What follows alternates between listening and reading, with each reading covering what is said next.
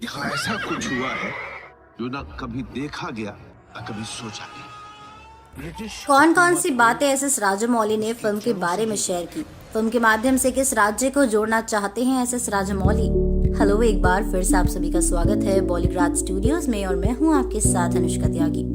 भारतीय hit maker S Rajamouli अपनी नई महाकाव्य पीरियड एक्शन ड्रामा RRR की सफलता के बारे में कुछ दिलचस्प बातें बताते हुए कहा कि 1920 के दशक की ऐतिहासिक भारतीय स्वतंत्रता सेनानी अल्लूरी सीताराम राजू कोमराम भीम की कहानी RRR मूवी में दिखाई गई है। इस फिल्म के माध्यम से एस राजामौली बताते हैं कि RRR की लीड स्टार में इस तरह की ताकत और कौशल दिखाया गया है जो आमतौर पर सुपर हीरो में ही देखने को मिलता है। राजामौली ने बताया कि उनके दिमाग में बचपन से ही दो सुपर हीरो को एक साथ देखने की ख्वाहिश थी, जो इस फिल्म के माध्यम से पूरा करने की कोशिश की है उन्होंने। और इस फिल्म के लिए द मोटरसाइकिल डायरीज नॉवल के कुछ भाग को उन्होंने RRR में लिया है। आगे बात करते हुए एस राजामौली बताते हैं कि फिल्म RRR उस समय पर बनाई गई है जब आंध्र प्रदेश और तेलंगाना एक ही राज्य हुआ करते थे। उनके समय में लोग एक ही भाषा बोला करते थे, एक ही खाना खाते थे, इनकी रिचुअल्स भी लगभग एक जैसे ही थे और ऐसा फिल्म में दिखाया गया है।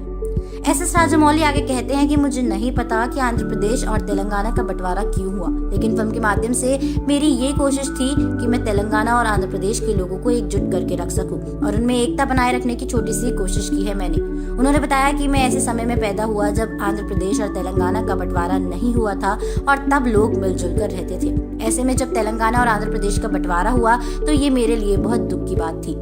मैंने सोचा था कि कोमराम भीम तेलंगाना क्षेत्र से हैं और अल्लूरी सीताराम राजू आंध्र प्रदेश से थे, इसलिए अगर मैं उन दो हीरो को एक साथ ला सकता हूं तो ये कहने का मेरा तरीका है कि हम एक हैं, हम अलग नहीं हैं। फिल्म के अट्रैक्शन पॉइंट्स में से एक नातू नातू डांस नंबर है जिसे प्रेम रक्षित ने कोरियोग्राफ किया है, जहां दोनों लीड सही तालमेल से पैरों को सिंक में थिरकाते हुए दिखे। राजामौली कहते हैं, मुझे उनके बीच आपसी तालमेल स्थापित करने की जरूरत थी, इसलिए जब आप उन्हें अनजाने में एक दूसरे के समान कदम उठाते हुए देखते हैं तो ये आपको ऐसा लगेगा कि ये लोग एक जैसे सोचते हैं और एक जैसे काम करते हैं। आपको बता दें कि फिल्म का सीक्वेंस KIV में शूट किया गया था, जो अब रशियन अटैक के कारण युद्ध का मैदान बन गया है।